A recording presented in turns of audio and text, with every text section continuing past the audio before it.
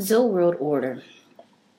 I've been wanting to do this video for a long time, even before I came back to this particular channel. Because when you're not in the US and you still come across people from the West and you guys are on even playing ground, there's a lot that you notice. When you watch foreign news, there's also a lot that you notice. You can also pick up sentiment, energy, all of that. And the one thing that really remains constant with me is that, okay, we know that the U.S. is a hard pill to swallow. However, right now there seems to be a very false, fake, paper thin relationship, even with the citizens between the U.S. and different parts of Europe.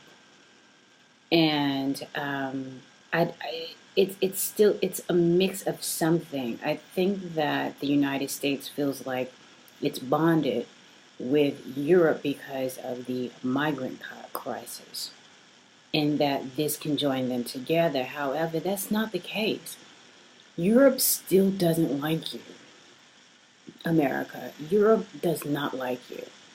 And Trump being in office, they tolerated you when Obama was in office. They hated you. They were bloodthirsty when George Bush was in office, if you traveled abroad, even within Europe.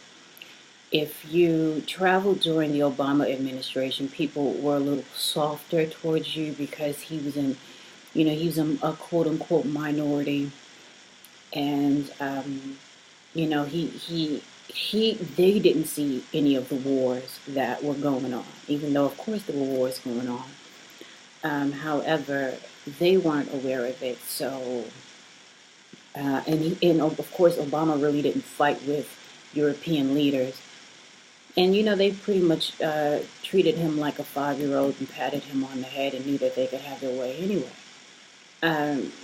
However, Trump gives people who already dislike you a reason to really dislike you, but it's underneath. It's very much underneath. And a lot of this isn't new. It's just only the game has quote unquote changed. So now you feel that you have it so that, and the internet has been on for a long time, you have it so that people from different countries feel like they can speak out about a president that isn't theirs. And they say, well, that particular president spoke about our country. Yes, but when we go to your country's fact, a lot of you shove down our throats shove politics down our throats. That's a fact. That's a fact. That's a fact. You shove your opinions about the U.S., the country that you don't belong to, the country that you're not a citizen of, down Americans' throats. That's pretty much a fact. Whether or not we want to have the conversation or not, whether or not we agree with you, you feel inclined to tell us your opinion. Now, and some people will even go as far as to tell you they don't like the U.S. And they're shocked when you respond to that, but this video is neither here nor there. I think the United States needs to understand that they are a party of one. They are a party of one. There's a lot of reasons why there's a built-in hatred, actually generational hatred of the U.S. And we're speaking of Europe specifically. The reason why Asia has issues with you is different. The reason why Africa has issues with you is different. But Europe and those in your motherland, which is England, there's a reason why, there's a unique reason why there's a generational hatred of you. So today, we are here. It's fine that people have their political sides and their political choices. I'm for all of it. I'm for all of it. But when it comes to getting the job done and the task at hand, we need to come to a certain table. Should the U.S. sever ties, economic ties with Europe? Should they cancel out all the treaties that they have and renegotiate them one by one? Because we already know that if we look at what European allies have paid into NATO, it has not matched the ego that has been thrown out there for the last that we've seen so much of for the last 10 years. A lot of European countries are in default. They have never paid into NATO. But whether they have paid or not, and I guess obviously people hadn't been looking at the checks and balances. Germany is a big offender in this. I think they said that Germany has consistently paid a tiny percentage of what they were supposed to pay, or has paid nothing. There are many European countries who have paid nothing into NATO. So fine, we get rid of NATO. And I think that's what Trump wants to do, President Trump. I think that's what he wants to do. And it seems like if people don't want to pay into it, then they shouldn't have it. But then at the same time is that there's so much fear of President Trump and Putin and Vladimir Putin getting together and coming to and sit at the same table or being allies. There's so much animosity. There's so much worry about this. And it's not, if President Trump is able to sit at the table, that's not a nick at Europe. President Trump is he can only negotiate for the U.S. He can't negotiate for any other country. And if your country isn't able to sit at the table, or if Vladimir Putin doesn't want to sit at the table with you, you only have your country to blame. And so thinking, oh, he's going to create World War III. Well, let's look at how those other two wars got started. I'll let you Google that, how those wars got started, and the part that the U.S. actually played in them, towards the end. And you'll notice that, when it comes to those particular wars with Europe, and Europe really doesn't, the U.S. doesn't really want to get involved in it until you mess with them. Those were the situations within the last two wars. People forget that, because I'm not a war,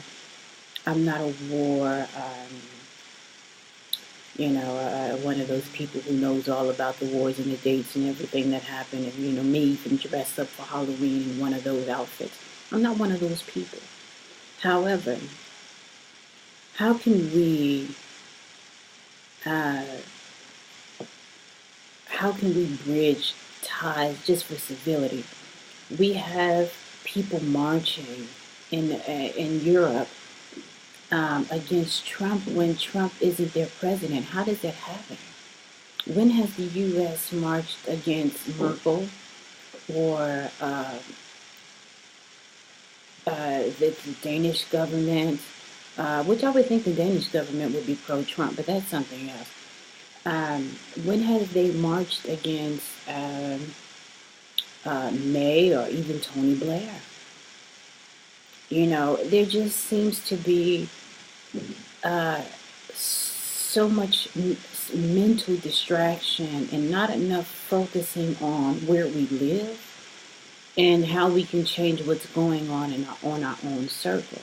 But again, what should happen between the U.S. and Europe?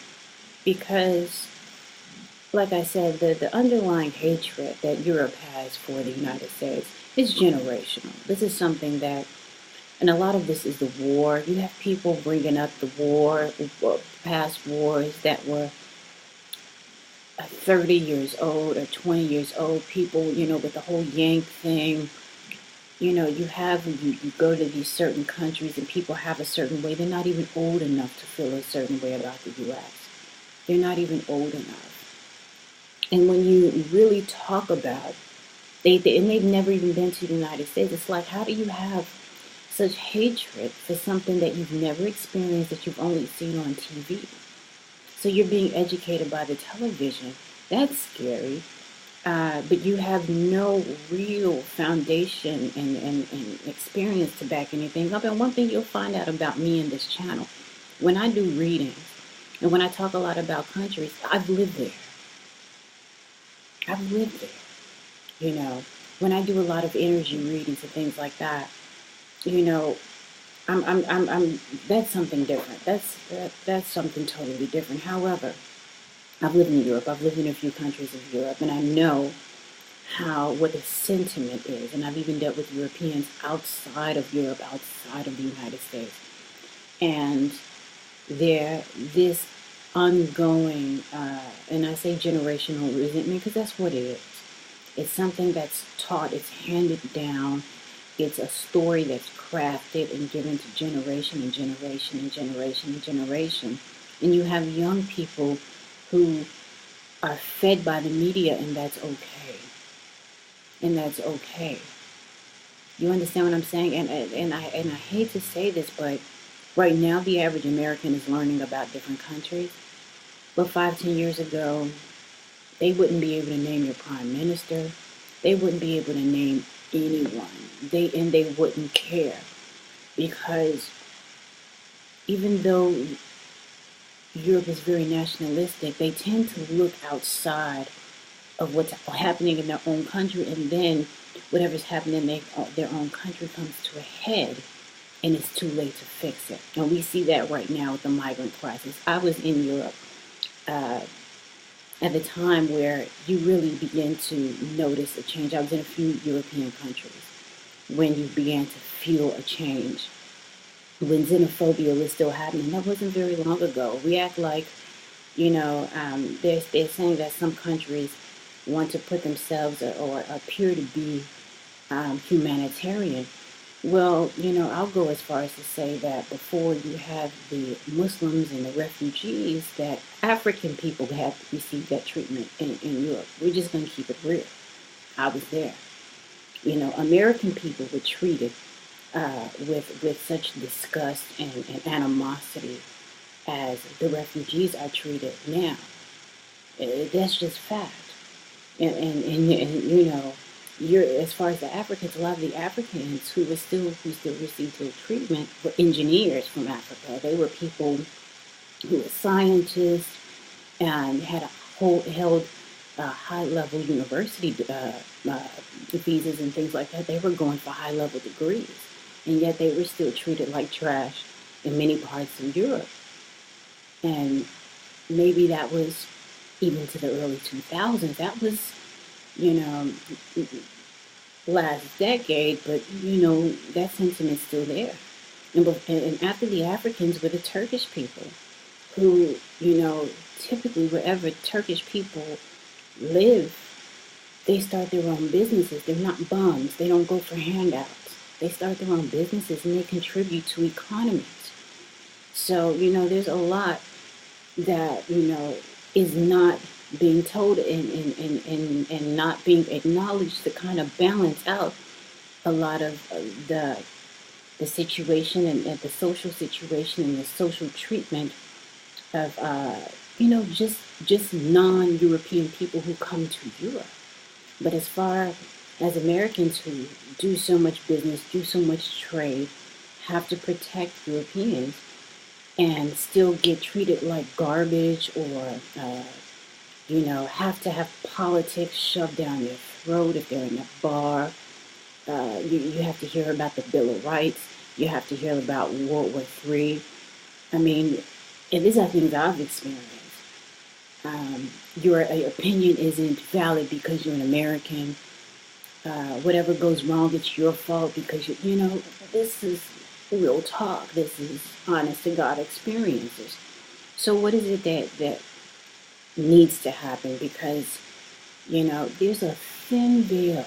There's a very thin veil of camaraderie right now between the United States and Europe. And I think Trump realizes that veil is very thin, and he's looking at it like a businessman. And he's just like, look, if you're not paying your fair share, um, if you're not doing this, you're not doing that. We're going to renegotiate these trade agreements, and I'm going to choose who's going to be at the front of the line and who's not. And you know, I think that Russia's going to step up as far as trade. I think, putting sanctions against Russia, I think that that's going to go away if it hasn't already. I haven't done any research on Russia, but I think that Russia's going to profit a lot during the Trump era. You know, and there's going to be a lot of European countries who really didn't like the U.S. in the first place. They're going to see that their position is going to diminish, on the soup kitchen line. So I'm just wondering, what can be done that this thin veil of camaraderie between Americans and Europeans um, can actually be something real, and that because you all feel like you're living through the Trump era, which you're really not. You all have your own set of issues. However, you feel triggered by Trump, and that's something I can't understand. It's like if I get hurt, you will feel it. Like that's some deep, that's very some sort of deep telepathic connection or something like that. That's even deeper than my ability. But in Europe, you all seem to have that ability. So I'm just wondering what can happen. I'd love to get you all's opinion. Maybe you guys can sound off on this. But that anti-American sentiment is still there in Europe. It's just for some reason it's masked, and you're going to see, instead of people really attacking American people and American citizens like they used to, they're just going to pour out all their hatred on President Trump. And he's going to be the punching bag. He's going to have a hell of a 4 years.